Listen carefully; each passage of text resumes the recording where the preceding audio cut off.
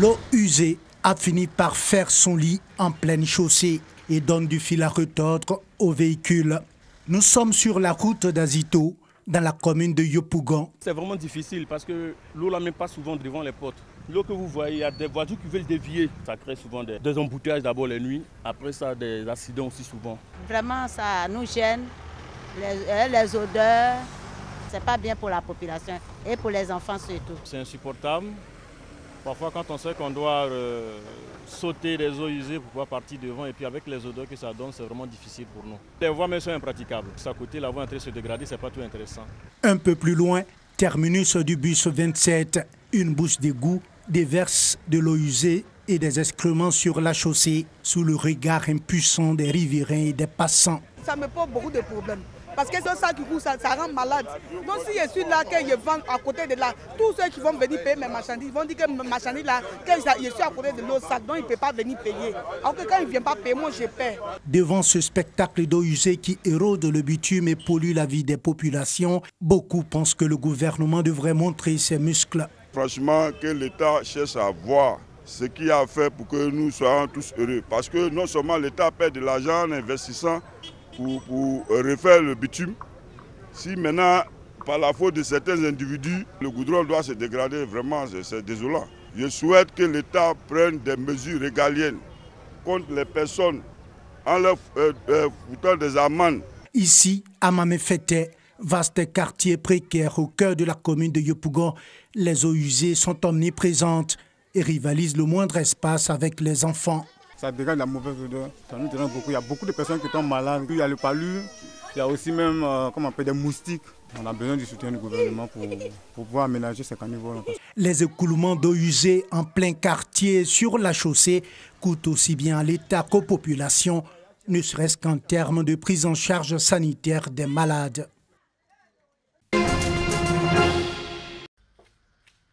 Lycée moderne Sainte-Marie de Cocody. Cet établissement d'excellence abrite la finale du concours Miss Mathématiques, édition 2018.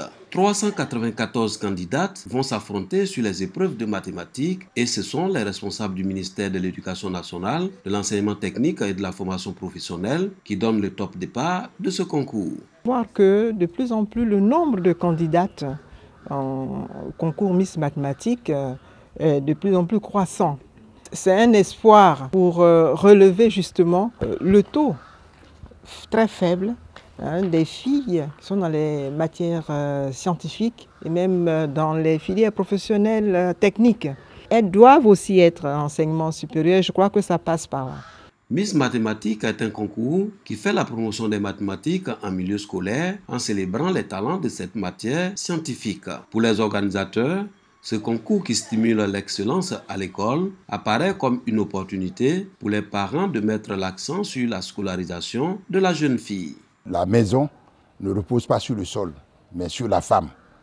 Donc si la maison Côte d'Ivoire peut reposer sur le plan mathématique sur les femmes, je crois que l'émergence se fera rapidement. Parce que la femme reste l'avenir de l'homme. Les candidates sont issues des classes de 3e et de terminale C. Pour certaines, les épreuves sont abordables. En tout cas, on peut travailler ça. C'est pas assez difficile. Je vais d'abord avoir une bourse d'études pour pouvoir poursuivre mon rêve qui était économiste, pour être connu dans le monde. J'ai voulu participer à ce concours pour pouvoir montrer mes capacités et puis voir ce que je vais aller en maths. C'est un concours, je le vois comme un devoir de classe. Donc je ne suis pas stressée, je me suis assez préparée, je pense être prête.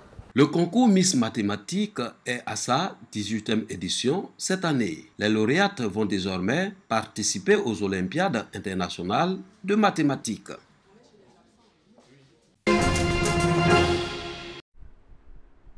Une silhouette courbe et élancée, devenue une signature dans le paysage de La Rochelle. Le pont de l'île de Ré fête cette année ses 30 ans. Avec ses 3 km, c'est le deuxième pont le plus long de France. À l'époque, sa construction est extrêmement rapide, seulement 20 mois. Régulièrement contrôlé dans ses entrailles, l'ouvrage reste une référence 30 ans plus tard. Sa fabrication reste quand même quelque chose monstrueux en termes d'hommes, en termes de volume, de temps, etc. Mais de manière structurelle, c'est le plus bel édifice, en tous les cas, que peut avoir le département aujourd'hui. Aussi bien en termes de fonctionnement qu'en termes de tenue dans le temps. En réalité, ce pont est constitué de 6 viaducs distincts de longueurs différentes, reliés entre eux par des joints de chaussée. La structure doit sa solidité grâce à ses câbles de tension qui peuvent supporter chacun plus de 400 tonnes de pression. Malgré les 50 000 m3 de béton et les 6 000 tonnes d'acier nécessaires à sa construction, l'ouvrage reste pourtant très souple. Là, on a un ouvrage qui est mobile, c'est-à-dire qui se déplace transversalement, longitudinalement, qui subit les freinages, qui subit les charges qu'on peut lui amener, qui subit les coups de tempête, qui subit tout ça. Et en fait, cet ouvrage, comme il est mobile sur ses appareils d'appui, il absorbe par sa résistance, il absorbe tous les phénomènes qu'on peut rencontrer. Ce pont a failli ne pas voir le jour. Sa construction, décidée dès 1974 par le département, ne débutera qu'en 1986, à cause de l'opposition de nombreuses associations rétaises qui craignaient un déferlement de touristes sur leur petite île. Avant son édification, il fallait traverser en bac et parfois patienter plus de 5 heures pour pouvoir monter dedans. Aujourd'hui, la traversée dure 3 minutes. Le bac n'était pas sûr. Une mauvaise météo d'hiver et le bac, on attendait. Moi, mon arrière-grand-mère, elle n'a jamais accouché à La Rochelle. Hein. Elle a accouché dans l'île de Ré, en bas du bac, comme beaucoup de Rétaises. Hein. Il a sauvé l'île. L'île de Ré, il y a 30 ans, c'est moins de 14 000 permanents. Dans l'île, on y vit, mais on y vieillit surtout. Et on n'y travaille plus, on ne dit pas à ses enfants d'y vivre là, c'est compliqué. L'île de Ré a gagné près de 5 000 habitants par rapport à 1988. 10 écoles et un collège accueillent les jeunes Rétais. Le pont a surtout permis l'essor du tourisme. En 2017, 3,5 millions de véhicules l'ont traversé.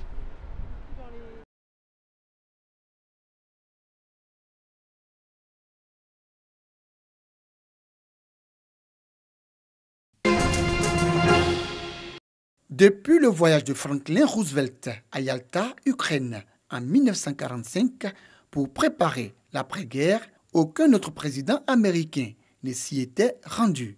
Depuis le 22 mai 1972, Nixon devient le premier président de l'histoire des États-Unis à effectuer une visite officielle en URSS. Nixon et Brejnev apposent leur signature sur les négociations dans différents domaines, notamment sur la limitation des armes stratégiques. Le 18 juin 1973, ce rapprochement se confirme avec cette fois la visite de Brejnev aux États-Unis, la première aussi qu'il effectue en Amérique, même si Nixon est en ce moment dans la tourmente du scandale du Watergate. La visite se déroule dans un contexte très positif. En tant que président, les réalisations de Nixon comportent l'établissement de relations diplomatiques avec la Chine et l'Union soviétique et le retrait des troupes américaines de la guerre impopulaire au Vietnam. Richard Milhous Nixon, 37e président des États-Unis du 20 janvier 1969 au 9 août 1974, est surtout connu comme le seul président à avoir démissionné de ses fonctions à mi-parcours de son second mandat.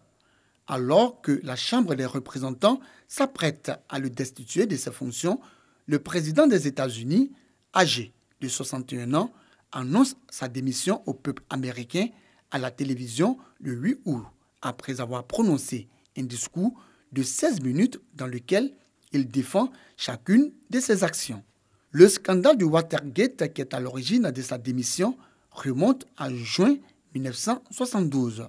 Des membres du comité pour la réélection de Nixon avaient été arrêtés après s'être introduits par effraction dans les bureaux du Parti démocratique à Washington.